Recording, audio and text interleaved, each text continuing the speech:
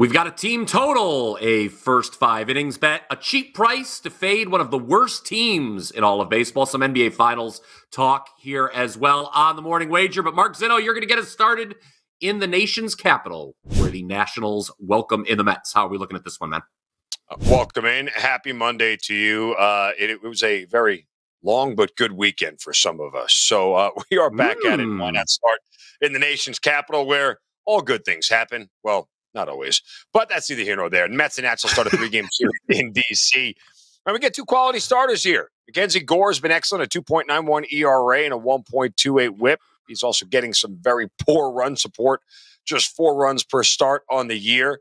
And the Mets don't hit lefties particularly well. Now, the bugaboo for Mackenzie Gore this year has been the walks, but the Mets are a bottom 5 walk rate team against lefties.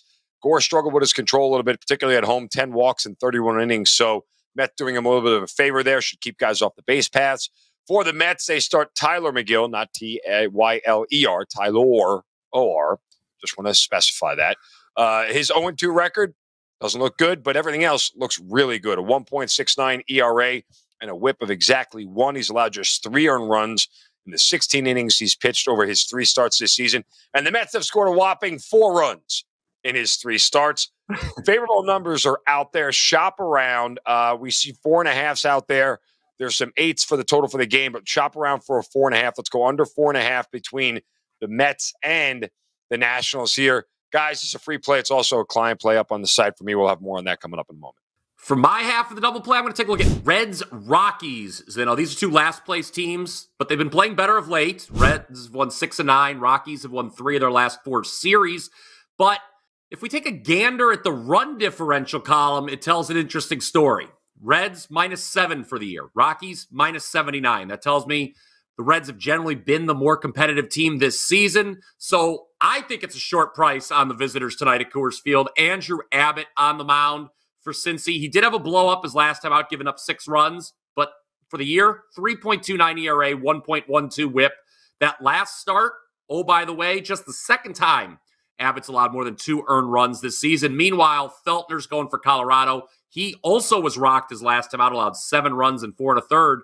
But unlike Abbott, not out of the ordinary for Feltner. 4 different times this season, he's allowed 5 or more earned runs in a start, 5.61 ERA, 1.5 whip overall. So I like the starting pitching matchup for the Reds' perspective, guys. I think the price is pretty cheap. Oh, by the way, the Rockies were shut out on Sunday. They're 1-6 this season following a shutout loss. So give me the Reds as short road favorites as my half of the double play. Zinno liked the first 5 under Mets Nationals. Feel free to comment with your favorite MLB plays for Monday. Our best bet, the play that Mark and I both agree on, will be coming up momentarily. But Mark, first, I know you've got a big play already locked and loaded for Game 1 of the NBA Finals. How about telling the people about that? Yeah, we're really on a hot run here when it comes to 5% plays in the NBA this postseason. A 4-1 run right now, all in this NBA postseason. So it's been up there. So we're coming out swinging big here in Game 1 between the Celtics and Mavericks here. The 5% play will be loaded up on the site for you guys, as well as a 2-for-1 in MLB, that free play I gave out a moment ago. Plus, 1 more will be up on the page at wt.buzz/MZ. So hustle over there now. Get the 5% play right now as we get set for Game 1 of the NBA Finals on Thursday. My Game 1 selection also already up on my page. It was a bit of a dour end of the weekend on Sunday Night Baseball. However, I swept the board on Saturday, going 3-0. I'll have a full Major League Baseball card for you up at wt.buzz/BP for Monday.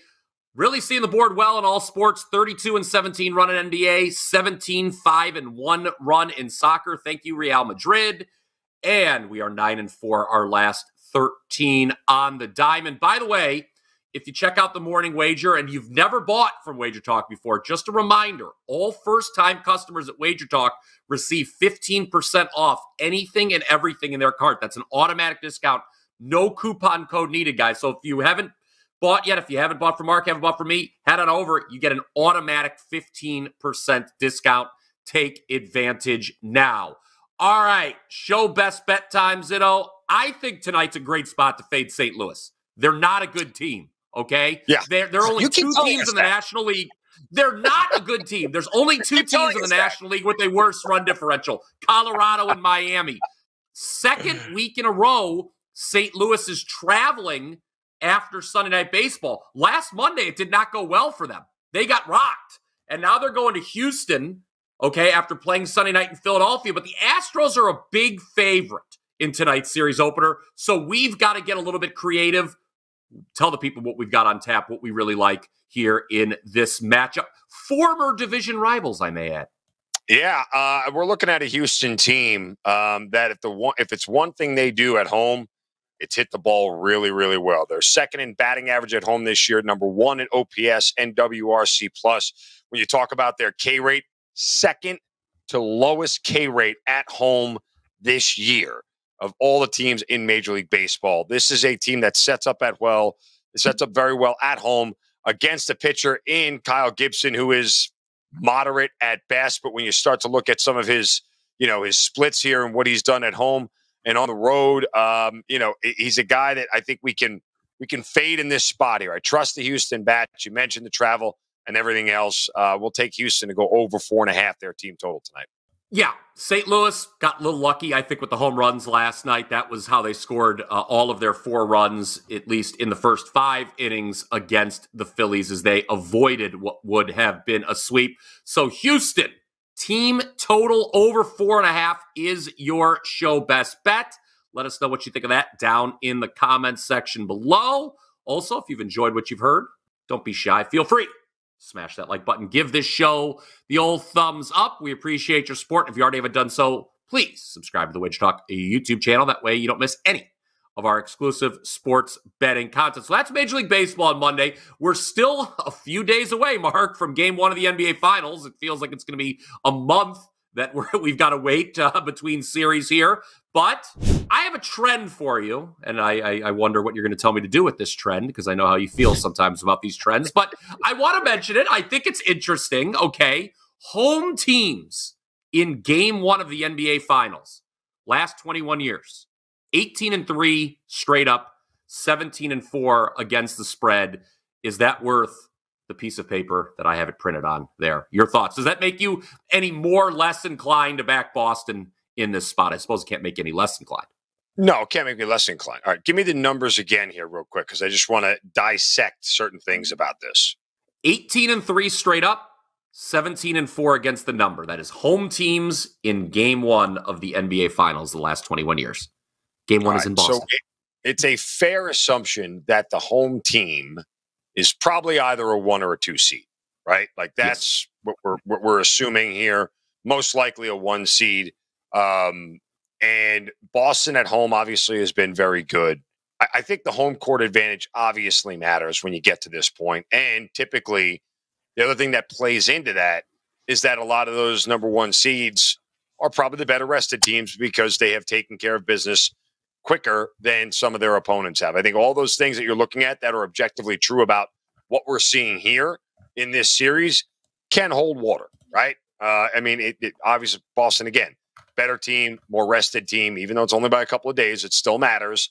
And they've had a chance to start to doing more preparation for Game 1 here. So I think those trends sort of hold a little bit. I would look more recently and see who the teams are and who the matchups are. That's all I would say is just go look at the actual matchups of the teams the last couple of years and look at a profile of what they fit to see if that trend really applies to Boston here. I think it does, just going off recent memory and looking at the teams that were there the last couple of years. I mean, obviously Denver played Miami last year. Denver was a 1 seed. Miami was not. Denver was well rested. Miami was not. Just similar to what you're seeing here this year. I would go back. I'd skip the bubble year. That doesn't count. But I think when you look at it from that standpoint, BP, yeah, some of this stuff lines up. It's not a bad trend to follow. Yeah, and Boston obviously has only lost 6 games at home all year. Of course, we are laying you do have to lay a decent number. Yeah, it's now over 2 possessions, 6.5 is what it's up to here as we're recording on Monday. This is just the 3rd time, by the way, that we have an NBA Finals where both teams are on 7+ days rest. I would not really like to talk about the first 2 because that was 2015 and 2017 when the Warriors beat my Cleveland Cavaliers on both occasions. I was in Las Vegas for that 2015 one. That was my bachelor party, Zinno, actually, that 2015 NBA Finals. I wasn't invited. I wasn't there. I apologize. If for the second marriage, you'll be invited. But anyway, let's cash some tickets.